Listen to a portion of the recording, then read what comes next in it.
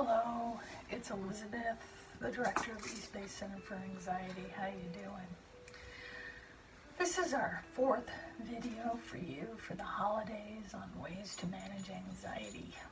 And I was just thinking here as I was in my kitchen doing a holiday ritual, as we all have them. And I bake a Christmas bread every year, and I have for years. And just thinking about all the things that one does or that we all do during the holidays and those rituals that we engage in. And, what makes it a relaxing moment or a pleasurable moment or a mildly stressed moment, for example, making holiday bread as I am here, or wrapping gifts or sending cards or doing what you often do at the holidays. Different than a very anxious and stressed moment and like you have to get it done and it feels like an obligation and then it's just not fun anymore. I'm sure any of you who are listening to this have probably had both moments. I know I have. And the moment that I'm having right now is more of a relaxed and pleasurable moment as I drizzle my powdered sugar liquid onto my holiday breads, which is very nice. And as I do that, it's really about how one speaks to themselves, whether it turns into a moment of obligation and I have to get this done and I must get it done, and it's a moment of shoulds. And the language of shoulds fuels anxiety.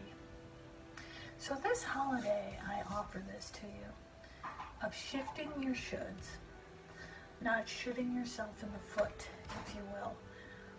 And how one does that, and how you do that, how I can do that, is rather than thinking, oh, I should bake this holiday bread, I've got to get it done. There's 2 weeks left, and I give it to everybody every year, and it just has to be done, to I really like baking this bread most of the time, and I wish I had more time, and I'm feeling a little stressed about it, but I will do it, and afterwards, I really enjoy giving it away. Shifting those shoulds to a want, or a wish, or I will, or a preference.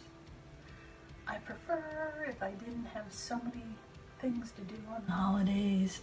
I wish maybe we change some of our rituals for the holidays rather than, oh, we shouldn't do this, I should do that.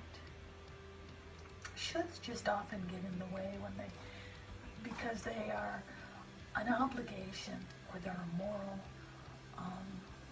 or a judgment. And when they're those things, that just fuels our anxiety because it puts us into a position when one uses the language of should correctly. It is an obligation, or it's a contractual agreement, such as what you might have with your employer, or you have because you're a driver in the state and you bear a state license to drive, and you have certain obligations to follow through on. But it should, in a moral or righteous sense, only fuels your anxiety and makes us think that it has to be done, and if it doesn't get done, then there's a consequence, and it's usually punitive. And who wants that during the holidays?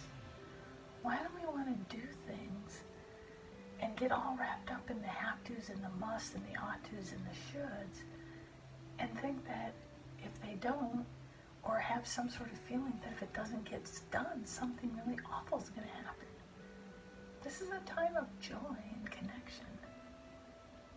And so I offer this to you, that if you're shooting yourself, shift it in your head or in your language to a want, or a wish, or a will, or a preference. As a matter of fact, right now, pull out a little sticky, if you will, or a Post-it, and write down will, wish, want, preference. Put it on the fridge and take a moment and look at at it once in a while. And check in with yourself. And make sure that you're using that language of I want, or I don't want, or I will, or I won't, or I wish it were different, or I wish I was done and I'm not, so I will do it, or I prefer if things were just different. Like, I prefer if the holidays were a little less stressed, and I prefer if the holidays were, there was actually more time to just hang out with family. And there's not sometimes. And so I will enjoy the time that I have, and I'll try and relax when I can, and I wish you all a happy holidays. Take good care.